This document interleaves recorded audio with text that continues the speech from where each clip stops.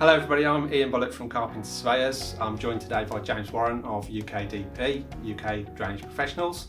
Morning James, how are you doing? Morning, very good, thank you, very good. Thanks for coming in today, and it's Pleasure. good to talk to you. So just introduce to everybody who you are, what you do and your specialism. Hi, yes, so we're UKDP, the UK Drainage Professionals. We are just over 12 years old now. I come from the drainage assessment world, very sad but quite useful for this specific scenario. We are full UK coverage. We do off-mains and on-mains drainage and work for homeowners, private clients, insurers, all sorts of different clients, assessing and giving opinions on the wonderful world of drainage systems. Fantastic. Yeah, so I suppose first of all, there's a couple of questions to go through, but the first one would be to try and explain to people what off-mains drainage is. Absolutely.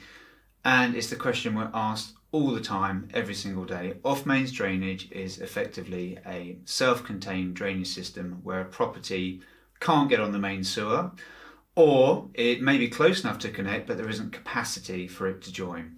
So a property is off mains where it will have a septic tank or a sewage treatment plant, where it will be an asset buried underground, treating or separating the wastewater and the grey water from a property, and then discharging somewhere, whether that's to ground or a watercourse of some description. That's great. I think it might be just worth running through the three key types that most people will encounter. Yeah, of course. So the most rudimental asset for an off-mains drainage system is a cesspit, which is nothing more than a huge holding tank. The water and wastewater from a property goes into it, it fills up, it needs emptying, and then repeat. If the cesspit is sized adequately for the property, it should need to be emptied between 6 and 8 times per year. So it's quite an expensive asset to have, but it is compliant, and there's typically a reason why it's there. Normally, there's nowhere for the wastewater to go after it, so it just fills up and goes. The next one, the most common one, will be a septic tank. Still no treatment, there's separation. So everything goes in again from the property, it separates, and the cleaner water that exits it will go into some sort of soakaway underground. And that will need emptying once a year. And then the sewage treatment plant, which is certainly the most environmentally friendly, typically a permanent power supply to introduce oxygen to create good bacteria all the time. That can discharge to various different places like a soakaway or a ditch, anything like that at all. And that will need emptying once a year as well, but it will also need a service visit to make sure that the manufacturer's warranty remains valid. Sure. I guess the next step would be to talk about the importance of having those inspected, checked, tested, appraised.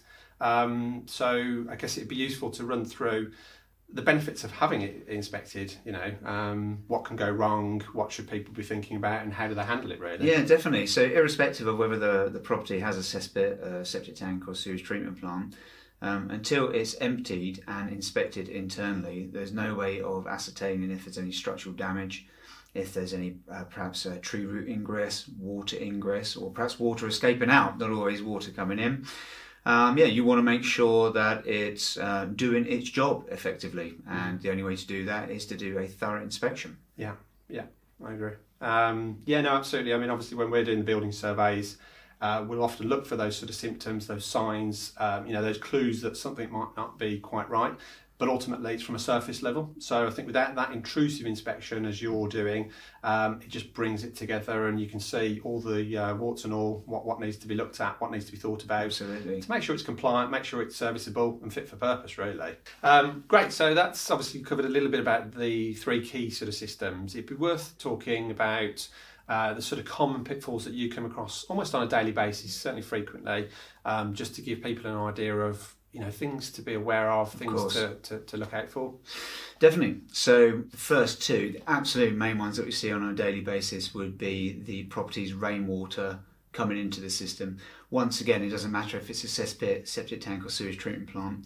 If the rainwater or the roof water is being connected into this asset, then if it's a cesspit, it will fill up artificially quickly, need to be emptied sooner, so more cost.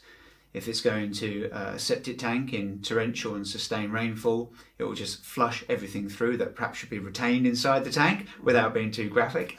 And certainly with the sewage treatment plant, in the scenario of heavier sustained rainfall, it's going to wash everything through before it's actually been treated. So you've effectively got a very expensive septic tank sitting there. The second most common problem is that even if we do a thorough inspection on a septic tank specifically, there's nothing wrong with it whatsoever, but on the back end of the septic tank where it discharges, it's going to a watercourse. So the current owner will have no issues whatsoever. They empty it once a year, everything's perfect, but that is a illegal discharge. So you're then thinking about what needs to be done to put those two situations right. It might be just worth us just talking a little bit about how our clients can reach a positive outcome on the pre-purchase survey. So from your point of view, it'd be good to get your insight on that. Absolutely. Yeah, so when our engineers turn up and carry out a survey visit, okay, fine, they might find some imperfections, there might be some non-compliant aspects of the system that will need to be flagged. They may need some costs put against them to finish the report. But certainly our visit will ensure that everyone knows the holistic picture of that system, where it goes, what it is it working, is it compliant? But on the flip side, it may be that after that visit, we can say that the system is completely compliant, working beautifully, completely serviceable and functional, and we're there to create a peace of mind document for the purchaser. Yeah, no, absolutely. And I think that can then cross over nicely with the survey advice in the sense of it's just another piece of the jigsaw, we're bringing it all together. And ultimately it's a positive outcome, whether it's confirming everything's A-OK, or actually if unfortunately there is an issue to discuss, we can at least cover that off with the clients, talk to them about price, and ultimately, the best way forward to reach a positive outcome. Absolutely. So, yeah. If you'd like to know more about UKDP, please feel free to visit our website at ukdpsolutions.co.uk or email in at info@ukdpsolutions.co.uk. So if you'd like to know a little bit more about Carpenter Surveyors, please visit our website, which is carpenter-surveyors.com. Alternatively, drop us an email at info@carpenter-surveyors.com, or feel free to drop us a call.